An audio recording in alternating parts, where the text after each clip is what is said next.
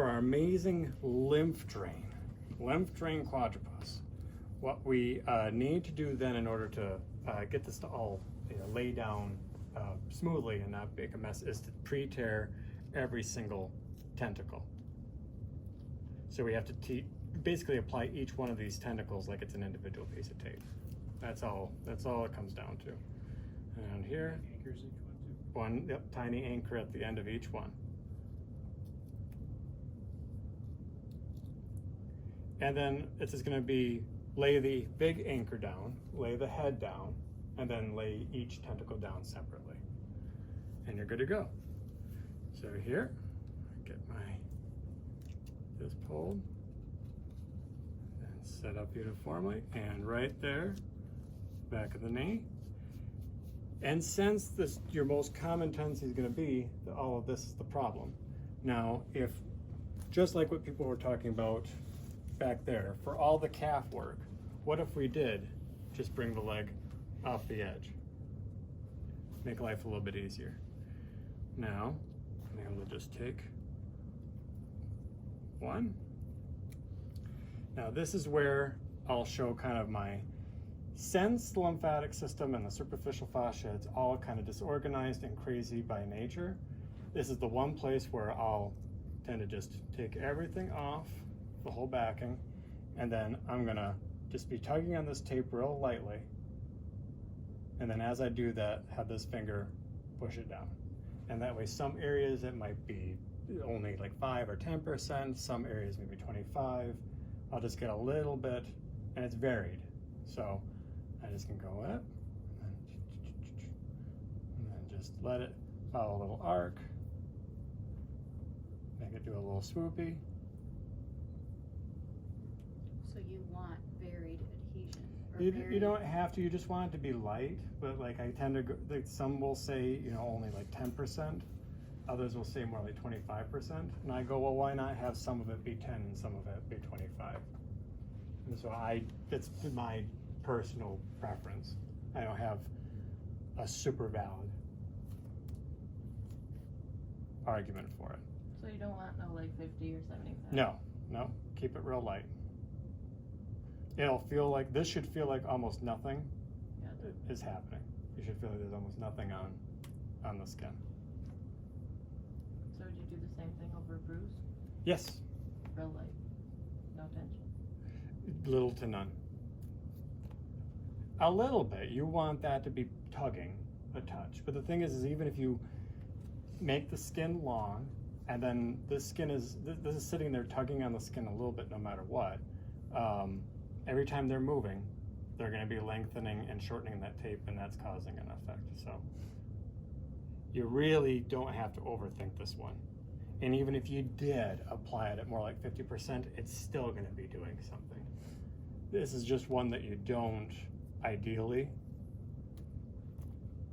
crank and then fully strap. It's just, but don't worry, like if that section, oh well. So like 50 and then there's like little to nothing, that'll recoil. I want it to be just lifting and infecting that superficial fascia in a variety of ways. And then anchor down, good. And then that's really all there is to it. So the spacing between the tentacles, is that average? Would you change that for any reason? That's based on how many I was going to use. So if I'm going to do just one, then really splay it out. But other ones, like you could have 2 of these sitting next to each other and then have the tentacles be closer to each other. So I think we saw a picture of that one where we had one that was like that and one like that. And that's great, This one I think would be really good, and if I were to pick another, which I'll do on this side, then I would go anterior and maybe have the anterior ones wrap around here like that. Do same thing, got to pre-tear each tentacle.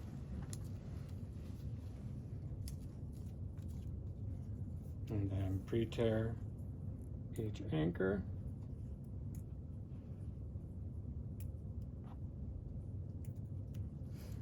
Then I'm going to have this one set a little bit more medial.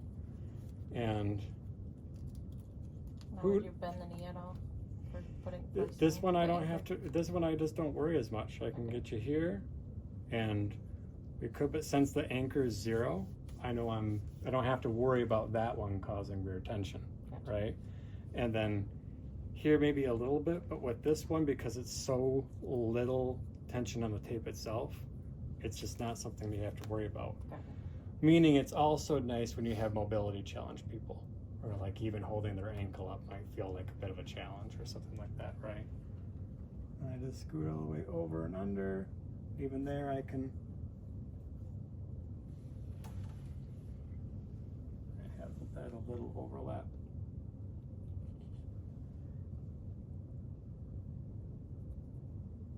There we go. Okay.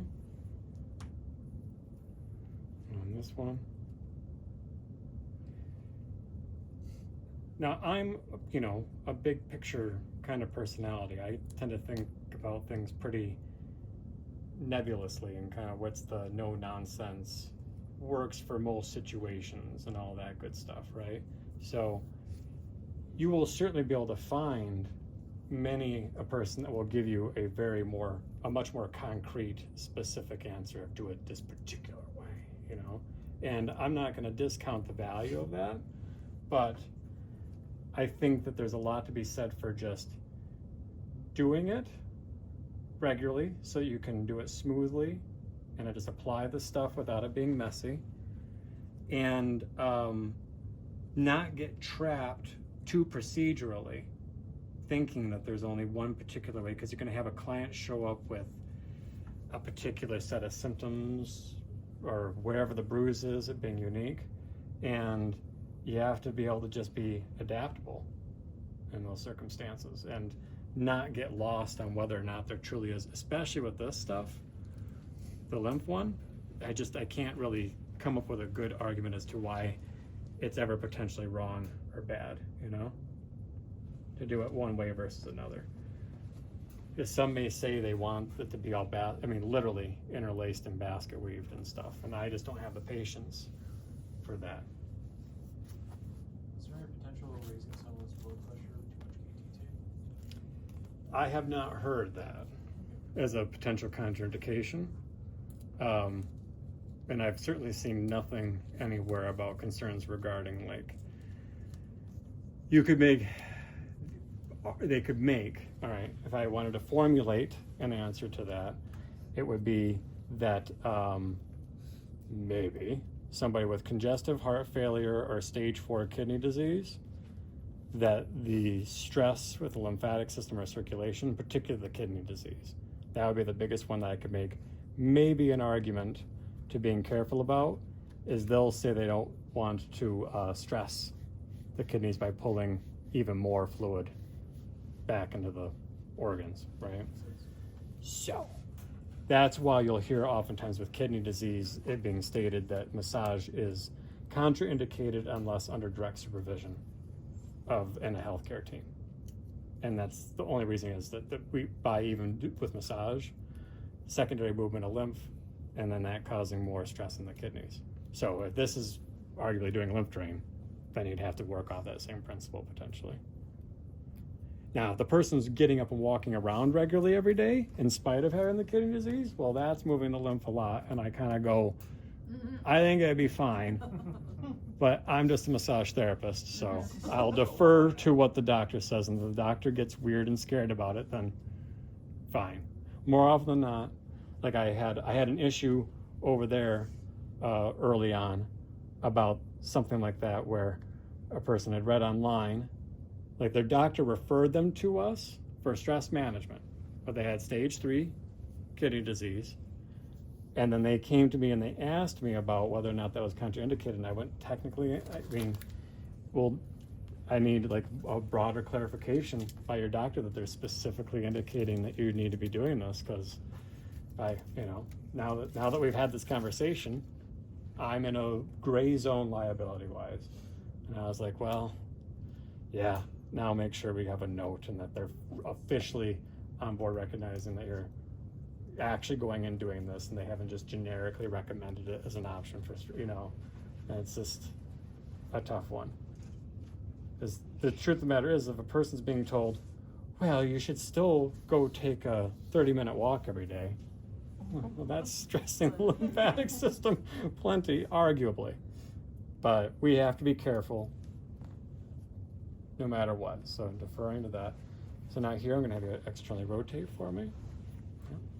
So on your little sheet over there, it looked like this anchor was Higher up. higher up. Yep. And I Yes. would do that, but that would just have been a journey Okay. with the clothing. Yep. Nope, totally. And there's no argument where what we could have done would be having one here and one down here. You know, I mean, technically, you should have it all the way over there, but that would be kind of strange to be like, we're going to take, that goes on quite of a journey to go that medial on the thigh, you know? So sometimes you just got to look at it, what's practical. Right. Most people, what the body needs help with is getting the fluid past the knee. Once it's past the knee, then we're helping really get things going. I really crimped that one over. But that idea being that if I had a pattern, we have one on the posterior side. I can't show that too well. Here, I'll do a straight leg. Woo! Lower leg edema. Now I could put another one back here Right. and cover both sides. And you could make an argument, you could go medial lateral with these. You can go anterior, you could do all four. And you could cover a person like a little alien infestation, you know, and have all those weaving together and just find a way where the ends. You really can't go wrong. But most of the time, if you're gonna defer to having extras, it's the lower leg. And then at least one above. And then that's gonna be the main component. If you can help move stuff from the foot and the ankle, and this whole lower leg compartment up here, then it's gonna have an easier time. But that's where we get congested more chronically.